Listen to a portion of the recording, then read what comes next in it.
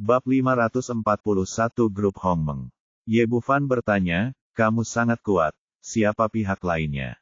Sima Wei berkata, pernahkah kamu mendengar tentang keluarga cucu ibu kota kekaisaran? Ye Bufan hanyalah orang biasa sebelumnya, mahasiswa biasa tentu saja tidak akan tahu tentang urusan ibu kota kekaisaran. Sima Wei berkata tanpa daya, biar ku beritahukan padamu, keluarga Changsun juga merupakan keluarga kelas 1 di ibu kota kekaisaran, setara dengan keluarga Sima kita. Bertunangan dengan Wang Xuening berasal dari ibu kota kekaisaran. Dari keluarga putra sulung. Ya, tidak. Sima Wei berkata, orang yang menikah dengan Wang Xuening adalah cucu dari keluarga putra sulung. Petik 2. Apakah ini miliknya? Cucu. Ceritanya panjang. Sima Wei berkata, kamu selalu mendengar tentang grup Hongmeng, kan? Petik 2. Saya pernah mendengarnya. Saya sering melihat iklan mereka di TV. Adalah perusahaan papan atas. Konsorsium, tidak seperti keluarga bangsawan di ibu kota kekaisaran, hanya tersebar di kalangan kelas atas, jadi Ye Bufan tentu saja telah mendengarnya.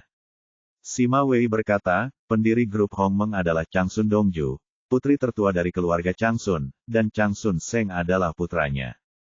Saat itu, Sun Dongju tertua adalah seorang wanita cantik dan berbakat yang terkenal di ibu kota kekaisaran, dan dicari oleh banyak anak dari keluarga bangsawan, tetapi belakangan, karena suatu alasan, putra tertua tiba-tiba hamil di luar nikah, dan tentu saja mereka tidak akan menerima skandal seperti itu menggugurkan anak tersebut.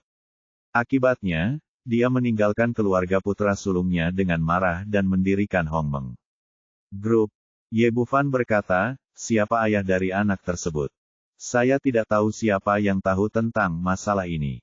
Ini tentang wajah keluarga Changsun, dan lebih dari 20 tahun telah berlalu. Ye Bufan berkata, bahkan pavilion Suanyuan Anda tidak mengetahuinya. Sima Wei berkata, apakah menurut Anda pavilion Suanyuan kita terlalu sibuk untuk mencari tahu siapa ayah dari anak haram itu? Saya hanya bertanya dengan santai, anak siapa dia tidak ada hubungannya dengan saya. Ye Bufan berkata, lalu bagaimana mereka memutuskan untuk menikah keluarga Wang? Sima Wei berkata, ada rumor bahwa Sun Dongju yang lebih tua pergi tahun itu. Ketika keluarga cucu tertua berada dalam masa tersulit, Wang Xuans, kepala keluarga Wang, membantu ibu dan putranya banyak. Kemudian, kedua keluarga rukun, dan cucu tertua Dongju dan Wang Xuans memutuskan untuk menikahi kedua anak mereka. Karena alasan inilah kebangkitan Wang keluarga dalam beberapa tahun terakhir tidak terlepas dari dukungan grup Hongmeng. Cucu tertua Dongju telah memberikan banyak manfaat kepada Wang Xuans, menjadikannya yang pertama dari 4 keluarga besar di Jiangbei. Petik 2. Ye Bufan berkata, grup Hongmeng dan satu-satunya pewaris putra tertua Dongju, bukankah itu bagus? Mengapa Wang Xuening keberatan? Petik 2. Sima Wei berkata, Wang Xuening adalah wanita mandiri yang tidak suka nasib dan pernikahannya dipengaruhi oleh orang lain. Memang sangat cakap. 3 tahun lalu, dia meninggalkan keluarga Wang untuk melakukannya sendiri, dan sebenarnya mendirikan perusahaan kosmetik kecantikan Shengxi dengan mengandalkan kemampuannya sendiri. Nilai pasarnya kini telah mencapai lebih dari 100 juta koin huaxia bahwa Changsun Seng berada di lingkaran ibu kota kekaisaran. Dia benar-benar tidak memiliki reputasi yang baik, dia sangat bernafsu, dan dia sombong dan memiliki harga diri yang tinggi tetapi tidak memiliki kemampuan yang nyata. Wang Xuening yang sombong tentu saja tidak akan setuju. Tetapi keluarga Wang menurut saya berbeda. Jika keluarga Wang ingin bangkit, mereka harus bergantung pada bantuan grup Hongmeng. Wang Yuans adalah orang yang sangat ambisius, jadi dia mencoba yang terbaik untuk berpromosi pernikahan ini.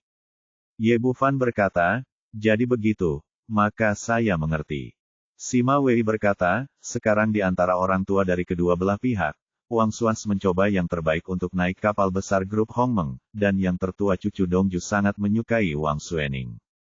Changsun Seng adalah orang yang sangat bernafsu, jadi wajar saja dia tidak akan menolak kecantikan seperti Wang Xuening. Sekarang hanya ada satu keberatan di antara keempat orang tersebut.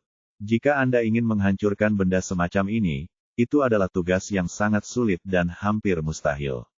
Petik 2. Ye Bufan mengerutkan kening. Memang agak sulit untuk ditangani, tetapi dia tetap berkata, semuanya tergantung pada manusia dan Tuhan yang memutuskannya. Karena saya berjanji kepada orang lain, saya harus bekerja keras apapun yang terjadi. Petik 2. Pada pagi hari kedua, Wang Suening berkata setelah sarapan, mau kemana hari ini? Aku tidak tahu sampai kapan kamu akan terus menjadi pacar palsu. Tentu saja kamu perlu mencari pekerjaan. Apalagi yang akan kamu lakukan? Jika kamu kekurangan uang, kamu bisa memberitahuku dulu. Kalau tidak aku akan melakukannya membayarmu 1 juta yang dijanjikan kepadamu terlebih dahulu. Apakah kamu tidak takut aku akan mengambil uang itu dan melarikan diri?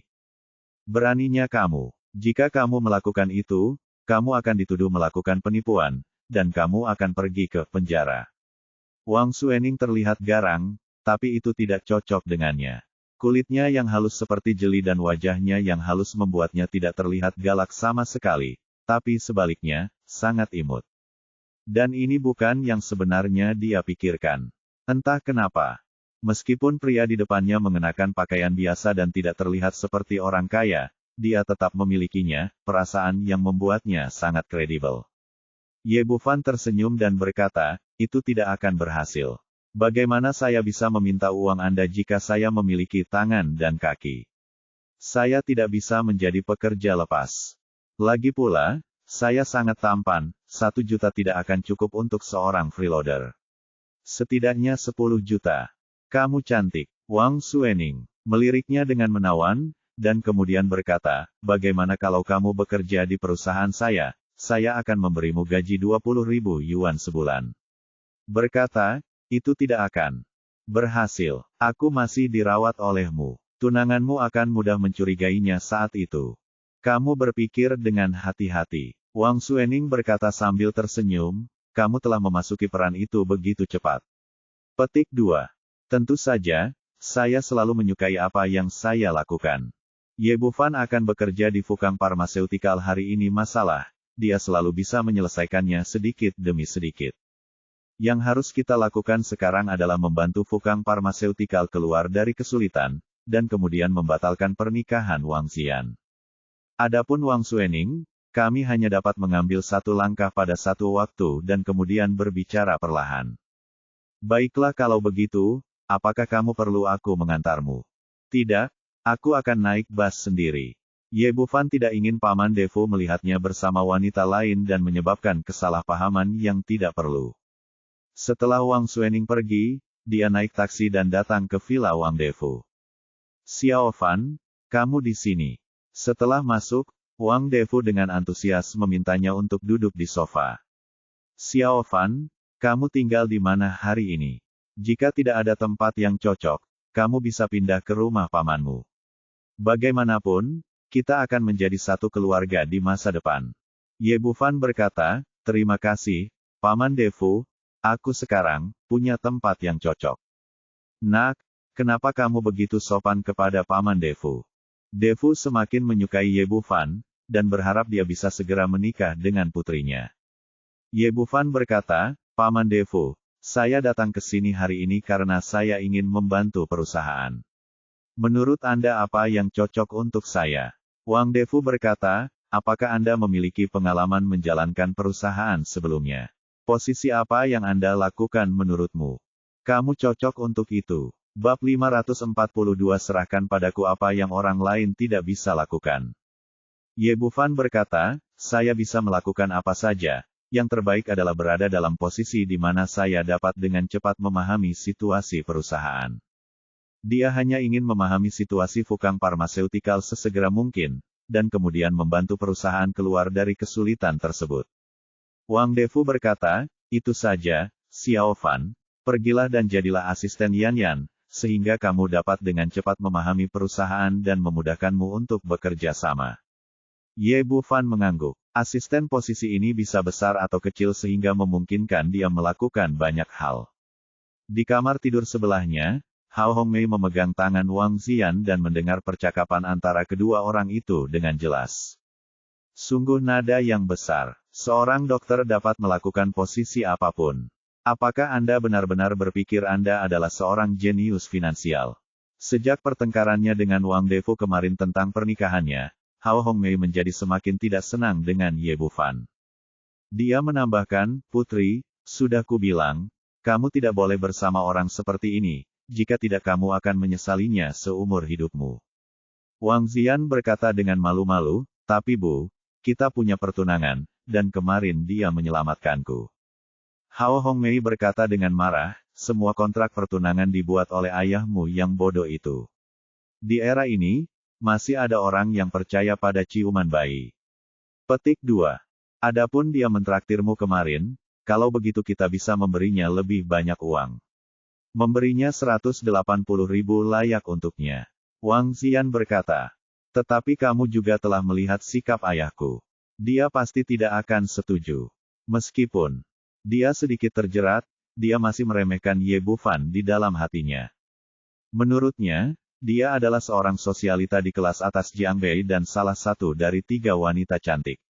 Seorang dokter muda seperti Ye Bufan sama sekali tidak layak untuknya. Hao Hongmei berkata, "Jangan khawatir, kita bisa memikirkan cara secara perlahan. Karena ayahmu tidak bisa lulus ujian, biarkan dia menyerah dan biarkan dia melihat kesenjangan antara dia dan kamu. Yang terbaik adalah mengambil inisiatif untuk memutuskan pertunangan. Maka ayahmu tidak akan bisa berkata apa-apa." Wang Zian menggigit bibirnya dan berkata, "Lalu apa yang harus aku lakukan?" Petik 2.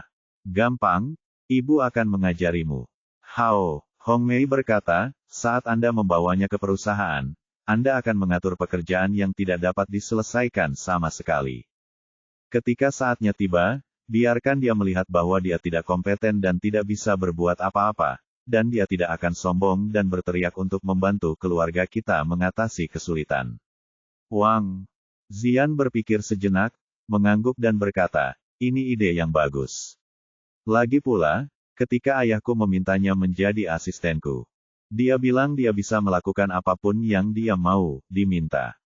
Posisi asisten memang sangat fleksibel, dan pekerjaan apapun bisa dilakukan sesuai tanggung jawabnya." Setelah ibu dan putrinya berdiskusi, mereka keluar ruangan bersama-sama. Wang Defu berkata, Yan, saya sudah setuju dengan Xiao Fan bahwa kami akan pergi ke sana hari ini. Perusahaan akan bertindak sebagai asisten Anda. Dia dulunya seorang dokter dan belum pernah terlibat dalam bisnis perusahaan. Kamu harus membantu Xiao Fan, lagi pula, perusahaan akan membutuhkan kalian berdua untuk melakukannya di masa depan. Aku tahu ayah. Setelah mengambil keputusan, Wang Zian tentu saja tidak akan keberatan dan membawa Ye Bufan ke perusahaan farmasi Fukang. Gedung perkantoran Fukang Pharmaceutical terletak di pusat kota Jiangbei. Terlihat megah dan berskala besar.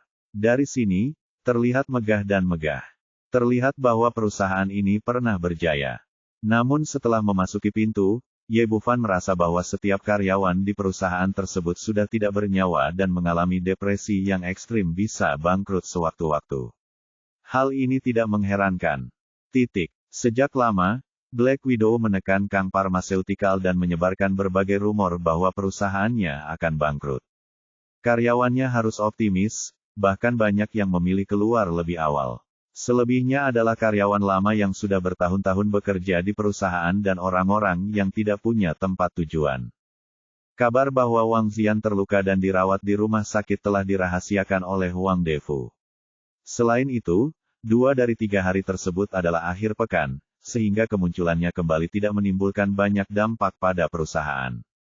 Ketika dia tiba di kantor presiden, dia mengabaikan Ye Bufan dan malah menelepon Jiang Meizu, direktur penjualan perusahaan. Kedua orang tersebut tidak hanya menjadi atasan dan bawahan, tetapi juga sahabat dan sahabat selama bertahun-tahun. Setelah Jiang Meizu datang ke kantor presiden, dia melihat Ye Bufan sedikit berbeda dan tidak tahu siapa pemuda ini. Kemudian dia ditarik ke ruang belakang kantor oleh Wang Zian dan bertanya dengan suara rendah, "Xiaoyan, mengapa kamu datang kepadaku? Siapa orang itu?" "Meizu, pernahkah kamu mendengar aku mencium bayi sebelumnya?"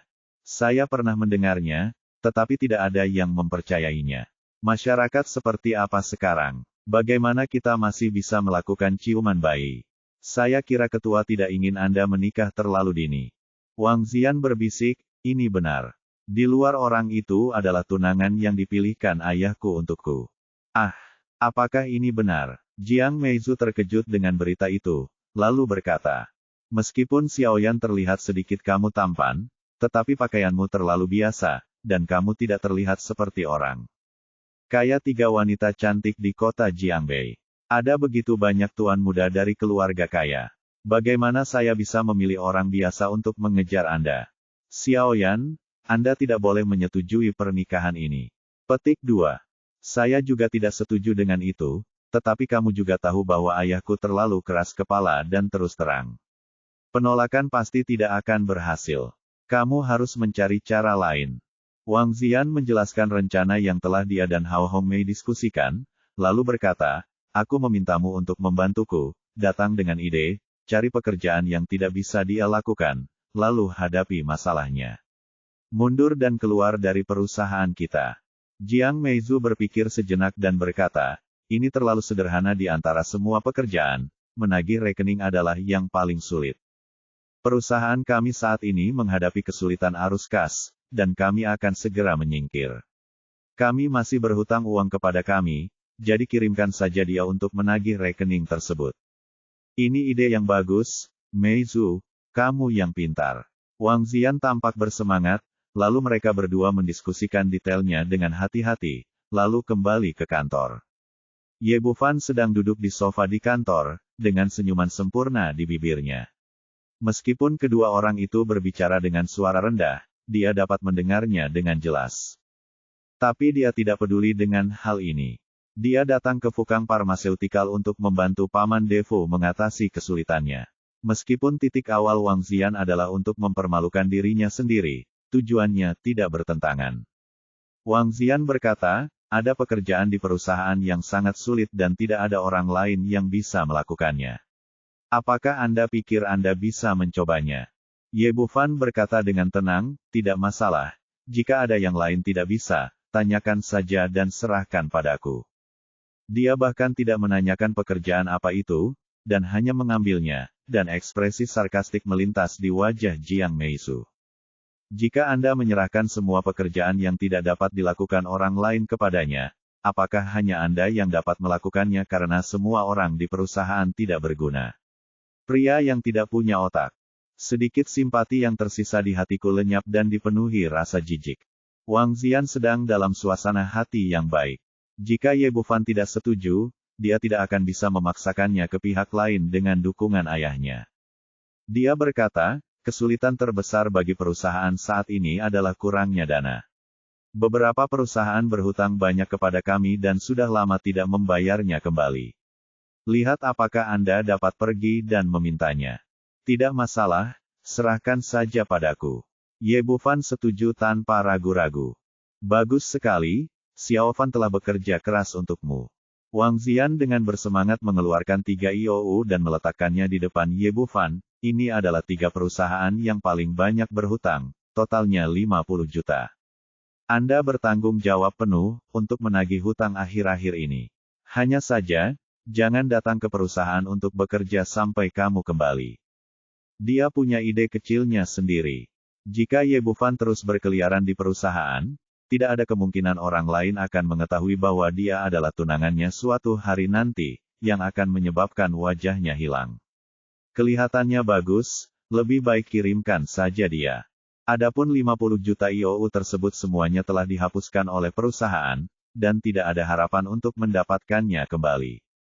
Oleh karena itu, jika Ye Bufan ingin mendapatkan kembali 50 juta tersebut dan kembali bekerja di perusahaan, mustahil sampai dia meninggal.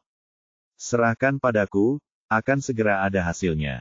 Ye Bufan mengambil 3 IOU dan berkata, ngomong-ngomong, berikan aku nomor rekening perusahaan, dan aku akan langsung menghubungimu ketika mereka membayar kembali uangnya.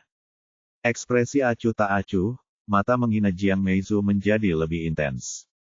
Dia hanya curiga bahwa pria di depannya mengalami keterbelakangan mental.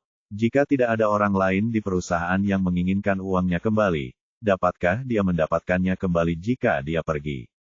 Dia juga mengatakan, jika uang itu ditransfer ke rekening perusahaan, dia mungkin tidak akan mendapat kembalian sepeser pun. Meskipun Wang Zian berpikir demikian di dalam hatinya, untuk membiarkan Ye Bufan pergi secepat mungkin, dia tetap menulis nomor rekeningnya di selembar kertas dan melemparkannya kepadanya. Ye Bufan tidak membuang waktu dan langsung meninggalkan kantor dengan membawa IOU dan tagihan. Setengah jam kemudian, dia muncul di depan sebuah klinik, klinik Chunfeng. Meski disebut klinik, namun skalanya di sini sungguh besar, tak kalah dengan rumah sakit kecil. Wang Zian memberinya informasi lengkap. Selain IOU, juga ada penjelasan utangnya. Klinik Chunfeng dan Fukang Pharmaceutical telah menjalin hubungan kerjasama selama bertahun-tahun. Sebelumnya mereka selalu bekerja sama dengan baik, mereka selalu mendapatkan obatnya terlebih dahulu dan membayarnya kemudian setelah minum obat. Seiring berjalannya waktu, skala kerjasama kedua perusahaan semakin besar, hingga akhirnya klinik Chunfeng mengambil obat senilai 20 juta sekaligus, dan kali ini tagihannya tidak terbayar dalam waktu yang lama. Wang Zian menelepon Su Chunfeng, pemilik klinik Chunfeng, dan mengatakan bahwa kinerja baru-baru ini tidak bagus dan dananya terbatas, dan dia akan memberinya uang setelah beberapa saat. Awalnya dia tidak peduli, tapi setengah tahun kemudian, pihak lain masih tidak membayar sepeser pun. Sekarang Wang Zian menyadari ada yang tidak beres dan datang untuk menagih utangnya secara langsung, tetapi pihak lain mengatakan bahwa dia tidak punya uang. Fukang Pharmaceutical tidak punya pilihan selain menggugat pihak lain ke pengadilan. Sayangnya, kontrak yang mereka tanda tangani sebelumnya memiliki celah dan tidak mengatur waktu pihak lain untuk membayar pembayarannya. Selain itu, istri Su Chunfeng juga merupakan pengacara paling terkenal di kota Jiangbei. Dia tidak mendapatkan keuntungan apapun dalam gugatan tersebut, dia tidak mendapatkan kembali 1 sen pun sebesar 20 juta biaya. Wang Zian baru menyadari bahwa dia telah ditipu, tapi sayangnya dia tidak punya pilihan selain menyesalinya. Setelah membaca informasi ini, Ye Bufan sudah memiliki pemahaman dasar tentang Su Chunfeng. Ini adalah laolai yang legendaris. Setelah mengetahui apa yang terjadi, dia langsung masuk ke klinik dan langsung menuju kantor manajer di lantai 3. Tuan, apa yang bisa saya bantu? Seorang gadis kecil yang tampak seperti asisten bertanya di depan pintu. Ye Bufan berkata dengan lugas, saya dari Fukang Pharmaceuticals, dan saya datang untuk meminta hutang kepada atasan Anda. Ekspresi terkejut muncul di mata gadis kecil itu, dan kemudian dia berkata, maaf, Tuan, bos kami tidak di sini. Ye Bufan sudah melihatnya. Seorang pria parubaya sedang duduk di kantor sambil melihat-lihat ponselnya. Dia berhenti berbicara omong kosong kepada asisten dan mengulurkan tangan untuk mendorong pintu kantor, hanya untuk menemukan bahwa pintunya adalah terkunci. Asisten berkata, Tuan, bos kami tidak ada di sini. Silakan kembali lagi lain kali. Di lain waktu, saya khawatir dia tidak akan ada di sana ketika saya datang. Menendang pintu hingga terbuka dengan keras. Tuan, bagaimana Anda bisa melakukan ini? Asisten itu terkejut. Dia tidak menyangka pemuda yang lembut ini akan bertindak kasar dan terus terang. Ye Bufan mengabaikan gadis kecil itu dan menatap pria parubaya itu setelah memasuki pintu. Apakah kamu Su Chunfeng? Ya, ini aku. Su Chunfeng masih duduk dengan nyaman di kursi bosnya, meletakkan ponselnya dan berkata, anak muda, apa yang kamu inginkan dariku? Saya dari Fukang Pharmaceuticals. Saya berhutang uang kepada Anda.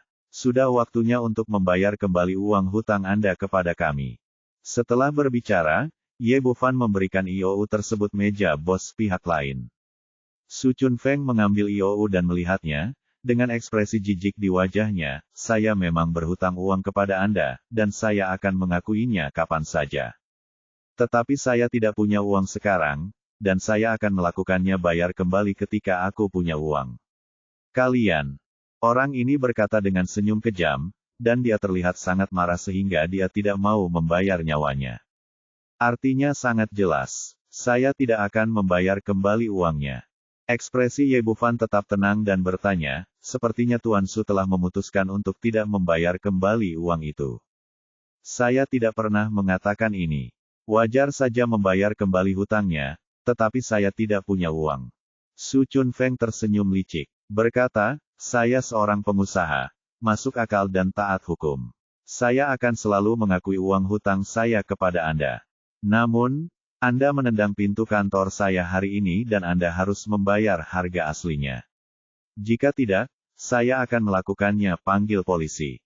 Saya yakin hukum akan memberikan kompensasi kepada Anda. Saya hanya. Ye Bufan duduk di sofa di seberangnya dengan acuh tak acuh. Saya berbeda dari Anda. Saya percaya pada hukum surga. Saya pikir Anda harus melakukannya. Berhati-hatilah. Kalau tidak kamu akan dihukum oleh Tuhan. Hati nurani, hukuman Tuhan, sungguh lelucon. Sejujurnya, saya sama sekali tidak percaya pada hal itu. Jika hukuman Tuhan benar-benar ada, saya, akan melakukannya. Telah mati puluhan kali. Ye Bufan berkata, bukannya aku tidak membayarnya kembali. Waktunya belum tiba. Temui aku, ini saatnya kamu membalas. Hahaha, Su Chun Feng tertawa terbahak-bahak, seolah dia baru saja mendengar lelucon paling lucu. Anak muda, kamu menarik sekali. Lalu saya ingin melihat apa akibatnya. Apakah itu sambaran petir atau tabrakan mobil? Dia mengangkat jarinya dan menunjuk kedua kamera di ruangan itu dan berkata, pada saat yang sama waktunya, saya ingin mengingatkan Anda, tidak pernah memukul seseorang adalah tindakan ilegal. Ada kamera di dalam ruangan, dan istri saya adalah pengacara terbaik di kota Jiangbei. Dia akan menuntut Anda atas kehancuran dan masuk penjara. Terbuat dari baja tahan karat. Dia baru saja diusir oleh Ye Bufan. Dari sini terlihat bahwa pemuda di depannya pasti memiliki beberapa keterampilan. Dia menambahkan ini. Jangan khawatir, kita semua adalah orang-orang yang beradab, tidak perlu berkelahi dan membunuh. Ye Bufan memandang Su Chun Feng dan tersenyum bercanda, apakah kamu merasa tangan kirimu tidak bisa lagi mengendalikanmu? Bercanda, bagaimana mungkin, saya sangat sehat. Ekspresi Su Chun Feng tiba-tiba berubah saat dia mengatakan ini, karena dia terkejut saat mengetahui bahwa seluruh lengan kirinya telah kehilangan perasaan. Belum lagi mengarahkan tangan kiri untuk melakukan sesuatu, saya tidak bisa merasakannya sama sekali, seolah tidak ada sama sekali. Dia mengangkat tangan kanannya dan menepuk tangan kirinya, tapi tetap tidak merasakan apa-apa. Dia tiba kehilangan kesombongannya sebelumnya dan berteriak dengan ekspresi ngeri, apa yang kamu lakukan padaku? Bab 544, bayar kembali uangnya. Bos Su, jangan bicara omong kosong. Ada kamera pengintai di kamar Anda, tapi saya duduk di sini tanpa melakukan apapun. Bahkan jika Anda mati, Anda tidak ada hubungannya dengan saya. Bukankah saya sudah menceritakan semuanya? Retribusi telah tiba. Uang orang lain adalah uang, tidak tertiup angin kencang, dan tidak ditipu olehmu hanya karena kamu mau, kamu harus membayar harga karena menjadi orang jahat. Ye Bufan memandangnya dan berkata, lihat tangan kirimu tadi. Lihat tangan kananmu. Su Chun Feng tampak bingung, tidak tahu bagaimana menghadapi situasi di depannya. Setelah mendengar kata-kata Ye Bufan, dia mencoba tangan kanannya lagi. Pada saat ini, itu persis sama dengan tangan kirinya, dan dia benar-benar kehilangan kesadaran. Sekarang dia benar-benar panik. Dia bisa bertindak seperti penipu dengan tidak bermoral, karena dia teliti dalam pekerjaannya dan akan membuat persiapan terlebih dahulu saat menandatangani kontrak, dan kemudian mengambil jangka panjang untuk menangkap ikan besar selangkah demi selangkah. Yang terpenting dia memiliki istri pengacara yang sangat baik, sangat paham hukum, pandai mencari celah saat mengemudi, dan tidak pernah kalah dalam tuntutan hukum. Karena itu, kliniknya telah menipu banyak perusahaan pemasok farmasi. Bisa dikatakan dia telah menghasilkan banyak uang secara tidak bermoral dengan keuntungan yang sangat besar. Dia telah percaya diri selama bertahun-tahun. Menurutnya, tidak ada yang bisa dilakukan orang lain terhadapnya, dan dia tidak pernah berpikir bahwa suatu hari dia akan mendapat balasan. Saat ini, dia tidak bisa duduk diam lagi. Dia melompat dari kursi bos dan ingin keluar dan meminta bantuan. Akibatnya, setelah hanya mengambil 2 langkah, dia terjatuh ke tanah dengan bunyi celepuk, dan kakinya benar-benar kehilangan kesadaran. Ye Bufan berjalan ke arahnya, berjongkok dan berkata sambil tersenyum, bagaimana? Apakah kamu merasa senang dengan pembalasan? Sekarang anggota tubuhmu tidak bisa bergerak, dan nanti giliran hatimu. Saya kira kali ini mungkin 3 menit, atau mungkin lebih cepat. Tolong lepaskan aku, adikku, aku tahu aku salah, aku akan segera memberimu uang. Kudengar jantung bisa berhenti berdetak dalam waktu 3 menit. Su Chunfeng benar-benar panik. Dia memang menghasilkan banyak uang kotor selama bertahun-tahun, tetapi dia harus menghabiskan hidupnya untuk mendapatkannya. Dia cemas, tetapi Ye Bufan tampak tenang. Bos Su, apakah Anda yakin? Bukankah Anda baru saja mengatakan bahwa Anda tidak punya uang? Saya punya uang, saya benar-benar punya uang, dan saya dapat mengembalikan semua 20 juta itu kepada Anda sekarang. Tidak ada 1 menit pun yang terbuang. Su Chunfeng berbicara dengan mendesak, takut jika dia mengatakan bahwa 3 menit telah berlalu, jantungnya akan berhenti berdetak, dan semuanya akan berakhir. Ye Bufan berkata perlahan lagi, apakah hanya 20 juta? Sudah hampir 3 tahun. Berapa bunga 20 juta di bank? Apakah Anda masih ingin saya mengajari Bos Su? Ngomong-ngomong, ada juga gugatan terakhir. Haruskah biaya hukum dikembalikan kepada kami, Fukang Pharmaceutical? Bayar? Saya akan segera membayarnya kembali. Saya akan memberi Anda 25 juta. Tidak, saya akan memberikan kamu 30 juta. Suara Su Chunfeng menjadi lebih mendesak. Dia bahkan langsung memberikan bunga kepada 10 juta, takut Ye Bufan akan membuang waktu untuk tawar-menawar dengannya. Melihat kamu memiliki sikap yang baik, aku akan memberimu kesempatan lagi. Kata Ye Bufan sambil mengambil ponselnya, mengirimkannya dan berkata, sekarang mulailah mentransfer uang sesuai dengan nomor rekening ini, kapan uangnya akan dikirim, dipindahkan, dan kapan pembalasan akan dilakukan. Mungkin akan dicabut. Su Chunfeng terkejut saat mengetahui bahwa tangannya telah kembali bergerak, tetapi tubuh bagian bawahnya masih tidak sadarkan diri. Saat ini, dia telah memutuskan bahwa semua ini bukanlah hukuman Tuhan, tetapi sepenuhnya di bawah kendali pemuda ini. Ini membuatnya merinding. Kemampuan ini benar-benar menakutkan. Bahkan jika pihak lain membunuhnya, meskipun ada kamera di atas kepalanya, tidak akan ada bukti tidak dapat mengejar tanggung jawab pihak lain. Memikirkan hal ini, dia segera mengambil alih teleponnya dan mulai memasukkan kata sandi dengan cepat untuk mentransfer uang. Di kantor Presiden Grup Farmasi Fukang, setelah Ye Bufan pergi, Jiang Meizu berkata, Xiaoyan, tunanganmu benar-benar aneh. Nada bicaramu begitu keras dan berani mengatakan apapun. Aku paling membenci orang seperti ini. Bagaimana dia bisa layak untukmu jika dia tidak memiliki kemampuan tetapi hanya berbicara besar? Wang Zian berkata, saya pikir juga begitu, bahkan jika saya tidak ingin menikah dengannya, saya tidak akan menikah dengannya. Tetapi ayah saya tidak ingin menikah dengannya. Saya tidak tahu apa yang salah dengannya. Dia lebih penyayang daripada melihat saya. Untungnya, saya telah menanganinya untuk saat ini dan tidak akan datang ke perusahaan untuk mengganggu saya dalam jangka pendek. Petik 2. Jiang Meizu berkata, itu benar. Dengan rekening ketiga perusahaan ini, saya khawatir dia tidak akan kembali sampai dia meninggal. 1 sen. Wang Zian berkata, menurutmu yang mana yang akan dia kunjungi dulu? Seharusnya klinik Chunfeng lagi pula, itu adalah yang paling dekat dengan perusahaan kami dan berutang uang paling banyak. Petik 2. Memikirkan wajah nakal Su Chunfeng, Wang Zian berpikir. Dia menggelengkan kepalanya dan berkata, Su Chunfeng hanyalah bajingan yang bau lembut atau keras. Dia tidak akan mendapatkan 1 sen pun kembali. Jiang Meizu berkata, ya, saya khawatir para bajingan itu berpendidikan, dan orang-orang seperti ini memiliki keterampilan, pengetahuan hukum, dan istri yang sangat kuat, bahkan dewa pun tidak bisa berbuat apa-apa.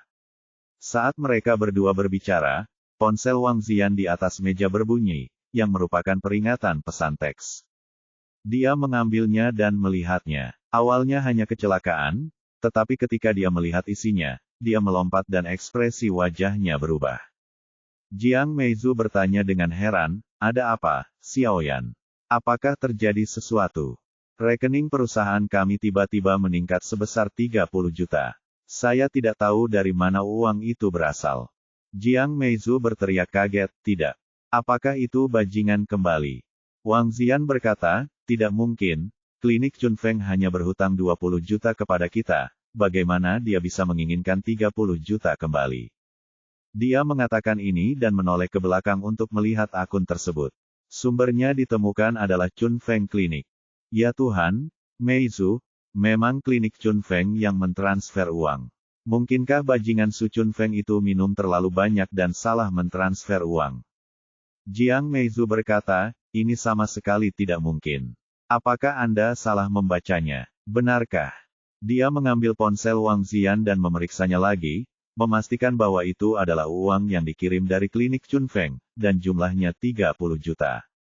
Pada saat ini, telepon di tangannya berdering, dan itu adalah panggilan Su Chun Feng. Wang Ziyan mengangkat telepon dan baru saja menekan tombol jawab ketika dia mendengar pihak lain berkata dengan tergesa-gesa, Tuan Wang, saya bukan manusia. Saya salah sebelumnya. Sekarang saya telah membayar kembali semua uang hutang saya kepada Anda. Mohon maafkan saya, oke. Dia tidak pernah berpikir bahwa Su Chun Feng akan mengakui kesalahannya dan membayar kembali uangnya suatu hari nanti, dan dia bingung sejenak. Setelah menarik napas dalam-dalam dan menenangkan diri, dia berkata, Bos Su, membayar kembali utangnya adalah hal yang baik. Tetapi bukankah nomor Anda sedikit salah? Mengapa Anda memberikan 30 juta sekaligus? Itu 30 juta, saya berhutang bunga kepada Anda selama bertahun-tahun, dan selain biaya gugatan terakhir, sisanya akan dianggap sebagai kerja keras adik kecil ini. Su Chun Feng sangat ingin membuktikan bahwa dia telah melunasinya, hutang, jadi dia segera mentransfer uangnya. Panggilan telepon datang. Di saat yang sama, dia juga sangat pandai menjadi orang baik dan memberikan uang ekstra pada Ye Bufan, berharap bintang jahat ini tidak akan mempedulikannya. Lagi pula, pemuda ini sangat buruk. Begitu orang lain tidak bahagia, dia akan mati tanpa mengetahui caranya. Bab 545 mengajariku prinsip-prinsip kehidupan. Bunga, biaya hukum, dan biaya kerja keras. Setelah mendengar apa yang dikatakan Su Chun Feng, Wang Ziyan dan Jiang Meizu tampak bingung. Mengapa lelaki tua yang biasanya tidak rugi ini tiba-tiba menjadi masuk akal? Wang Ziyan menelan ludah dan berkata, Bos Su, apakah yang Anda katakan itu benar? Benarkah? Tentu saja benar. Saya sudah mengirimi Anda uang. Su Chun Feng berkata dengan tergesa-gesa. Ini. Kebahagiaan datang begitu tiba-tiba sehingga Wang Ziyan benar-benar bingung. Tiba-tiba ada sesuatu yang terlintas di hatinya. Su Chun Feng bisa membuat perubahan besar karena Ye Bufan pasti memaksanya melakukannya. Memikirkan hal ini, dia menjadi sedikit takut lagi. Anda harus tahu bahwa Su Chun Feng memiliki istri yang dapat mengajukan tuntutan. Jika ini masalahnya, tidak hanya Ye Bufan yang harus memikul tanggung jawab, tetapi 30 juta juga harus menanggungnya, diambil kembali. Tuan Su, orang-orang kami tidak melakukan apapun terhadap Anda, kan? Apakah Anda dipaksa? Su Chun Feng melirik Ye Bufan yang tersenyum di sebelahnya, tetapi merasakan getaran di hatinya, dan berkata dengan cepat, tidak, ini pemuda bagus sekali, dia tidak menyentuhku sama sekali. Saya melakukannya atas kemauan saya sendiri. Wang Ziyan bahkan lebih bingung sekarang. Setelah ragu-ragu sejenak, dia bertanya lagi, Tuan Su, tapi saya tidak. Aku tidak mengerti kenapa kamu tiba-tiba bersikap seperti ini. Sebuah perubahan besar. Kamu tahu, kamu bahkan tidak pergi ke pengadilan untuk membayar kami kembali, orang baik. Meskipun Su Chun Feng sudah mengutuk dalam hatinya.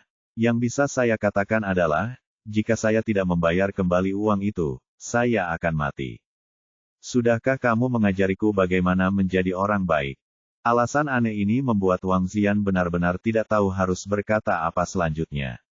Saat ini, Ye Bufan berkata, di sisi lain telepon, Saudari Xiaoyan, apakah tidak ada masalah dengan akun ini? Oh, tidak masalah. Jika Anda meminta seseorang untuk meminta rekening, tidak hanya pokok 20 juta yang akan hilang, tetapi mereka juga akan mendapatkan kembali bunga dan keuntungan sebesar 10 juta. Tidak apa-apa. Setelah Ye Bufan menutup telepon di sana, dia melihat ke arah Su Chun Feng dan berkata, Bos Su baik-baik saja. Su Chun Feng tersenyum genit, adik, apakah aku baik-baik saja? Tanda tanya. Dia menemukan bahwa tubuhnya telah kembali normal dan kakinya dapat bergerak. Tidak apa-apa, rekening di antara kita telah dihapuskan. Tapi di masa depan, kamu harus berhati-hati agar tidak menghasilkan uang kotor lagi, jika tidak kamu akan dihukum. Setelah berbicara, Ye Bufan melemparkan Iou kepadanya dan meninggalkan klinik. Melihat sosok yang mundur, Su Chunfeng menghela napas panjang dan merosot ke tanah. Bos, kamu baik-baik saja. Asisten yang menjaga pintu berlari dan membantu Su Chunfeng duduk kembali di kursi bos. Dia hanya melihat dengan bingung dari samping. Dia tidak tahu bagaimana bosnya, yang selalu menjadi orang yang kejam, begitu ketakutan oleh pemuda itu. Saya baik-baik saja. Tuangkan saya segelas air. Asisten dengan cepat menuangkan segelas air dan membawakannya beberapa teguk, dan ekspresinya akhirnya melembut. Asisten berkata, Bos, haruskah kita memanggil polisi? Su Chunfeng berkata dengan marah, panggil polisi. Hubungi polisi. Untuk apa saya menuntut orang lain? Proses barusan, Ye Bufan bahkan tidak menggerakkan sehelai rambut pun. Video pengawasan di atas saya dengan jelas merekamnya, jadi apa gunanya memanggil polisi dalam situasi ini? Asisten itu berkata dengan sinis, tetapi dia mengambil 30 juta dari kami. Su Chunfeng berteriak, itu adalah uang yang kami hutangkan kepada orang lain, dan bunganya dibayarkan secara sukarela. Lakukan apa yang perlu Anda lakukan dengan cepat, dan jangan ganggu saya. Di sini. Ia patah hati karena diberikan 30 juta sekaligus, namun 20 juta itu utang kepada orang lain, dan 10 juta lainnya adalah bunga dan biaya hukum yang dibayar sendiri. Dalam hal ini, dia hanya bisa memakan Coptis chinensis sebagai seorang bisu, dan dia tidak bisa merasakan rasa sakitnya sama sekali. Orang itu sungguh mengerikan, entah kapan dia akan mengambil nyawanya. Jadi apalagi menelepon polisi sekarang, meski dia melihat Ye Bufan, dia akan menjauh karena takut jantungnya tiba-tiba berhenti berdetak. Di kantor Presiden Fukang Pharmaceutical, butuh waktu lama bagi Wang Xian dan Jiang Meizu untuk kembali sadar. Mereka menyalakan kembali komputer di meja, memeriksa kembali catatan rekening perusahaan, dan melihat serta menghitung lagi 30 juta di rekening tersebut, dan kemudian mereka memastikan bahwa itu bukanlah mimpi. Meizu, menurutmu bagaimana dia melakukannya? Wang Xian bertanya dengan ekspresi bingung di wajahnya. Tentu saja dia tidak akan mempercayai apa yang dikatakan Su Chunfeng. Bagaimana mungkin orang tua seperti itu tiba-tiba mempelajari prinsip-prinsip kehidupan? Saya juga tidak tahu. Petik 2. Awalnya saya mengira hutang ini adalah tugas yang mustahil, dan saya menertawakan orang karena tidak bisa berkata-kata besar, tapi saya tidak menyangka 30 juta akan dikembalikan hanya dalam waktu setengah jam, dan 10 juta akan menjadi bunga. Permintaan pertanggungjawaban sebesar ini belum pernah terjadi sebelumnya. Meski Ye Bufan tidak hadir di tempat kejadian, wajahnya masih terasa panas. Kenapa aku masih merasa seperti sedang bermimpi? Kata Wang Xian sambil mencubit punggung tangannya dengan kuat. Jiang Meizu berkata, Xiaoyan, jangan terlalu khawatir. Bagaimanapun, sekarang setelah 30 juta telah tiba, ini dapat menyelesaikan kebutuhan mendesak perusahaan. Fukang Pharmaceutical sekarang diambang kehancuran, dengan kurang dari puluhan ribu yang tersisa seluruh bagian akun. Meskipun 30 juta tidak dapat membuat perusahaan keluar dari masalah, itu sudah cukup untuk membuat mereka bernapas lega dan setidaknya memastikan bahwa perusahaan dapat beroperasi secara normal saat ini. Wang Xian mengangguk dan berkata, alangkah baiknya jika dia bisa mendapatkan kembali 30 juta sisanya. Xiaoyan, berhentilah bermimpi, itu tidak mungkin. Jiang Meizu menggelengkan kepalanya dan berkata, bahkan jika Ye Bufan itu mungkin untuk didapatkan uang kembali dari Su Chunfeng, tetapi sangat tidak mungkin bagi dua perusahaan lainnya. Terutama kamar dagang Sihai. Anda lupa berapa banyak dari kita yang menderita kerugian di tangan para gangster itu pergi nanti. Kembalilah. Ini, Wang Xian memikirkan teror orang-orang di kamar dagang Sihai, dan harapan yang baru saja muncul di matanya padam. Ye Bufan keluar dari klinik Chunfeng dan mengambil Iou kedua. Debiturnya adalah kamar dagang Sihai. Menurut catatan, kamar dagang Sihai benar-benar menjual dirinya sendiri. Dikatakan sebagai kamar dagang, tetapi sebenarnya itu adalah organisasi bawah tanah yang asli. Badan hukum kamar dagang disebut Chaomeng. Dia sebenarnya adalah jenderal nomor 1 di pemimpin bawah tanah kota Jiangbei. Dia kejam dan bengis, dan tidak ada yang berani memprovokasi dia di saat-saat biasa. 2 tahun lalu, Kamar Dagang Sihai mengambil 10 juta yuan barang dari Fukang Pharmaceutical dan menjualnya kembali seharga 20 juta, tetapi tidak membayar sepeser pun ke Fukang Pharmaceutical. Belakangan, Fukang Pharmaceutical datang untuk menagih utang, dan akibatnya, 3 salesman dilarikan ke rumah sakit. Setelah melihat wajah sebenarnya dari Kamar Dagang Sihai, Fukang Pharmaceutical benar-benar putus asa untuk meminta uang, bahkan melewatkan proses penuntutan. Ia langsung mentransfer uang tersebut ke hutang mati dan tidak pernah berani mengirim siapapun untuk memintanya lagi. Sebuah cibiran muncul di sudut bibir Ye Bufan, mengandalkan kekuatan bawah tanah untuk gagal membayar utang Anda mungkin bermanfaat bagi orang lain, tetapi tidak akan berhasil bagi Anda di sini. Bab 546, Kamar Dagang 4 Laut. Kamar Dagang Sihai terletak di sebuah bangunan tua berlantai 3 dengan sebuah plakat yang digantung di pintunya. Dari luar, terlihat tidak ada bedanya dengan kamar dagang biasa. Hanya saja orang yang paham dengan situasi menjauh dari sini, dan pintu depan terlihat agak sepi. Ye Bufan masuk. Lobi di lantai pertama tampak tidak berbeda dari perusahaan biasa. Tapi tidak ada pelanggan di lobi. Ada resepsionis di meja depan, yang mengecat-cat kukunya karena bosan. Melihat seseorang masuk, pertama-tama dia tersenyum menawan, lalu berkata dengan genit, "Adik, apakah kamu memerlukan bantuan?" Ye Bufan bertanya, "Apakah ini kamar dagang Sihai?" Kamar dagang, itu tertulis dengan jelas di tanda di pintu. Petik 2. Benar, kata Ye Bufan, saya karyawan Fukang Pharmaceutical dan saya di sini untuk meminta tagihan. Dia menunjukkan sedikit keterkejutan, lalu tersenyum dan berkata, saya ingin meminta tagihan kepada kamar dagang Sihai kita, apakah Anda yakin? Tentu saja Anda yakin, saya masih memiliki IOU dari kamar dagang Sihai di sini. Kata Ye Bufan dan mengeluarkan 10 juta IOU. Karena kamu yakin, ikutlah denganku. Kuharap kamu tidak menyesalinya nanti.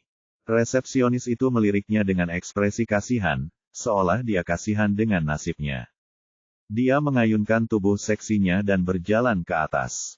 Ye Bufan tidak mengatakan apa-apa dan mengikutinya sampai ke lantai 2. Setelah naik ke lantai 2, tiba-tiba saya merasa seperti memasuki dunia lain, dengan asap dan bau aneh memenuhi udara.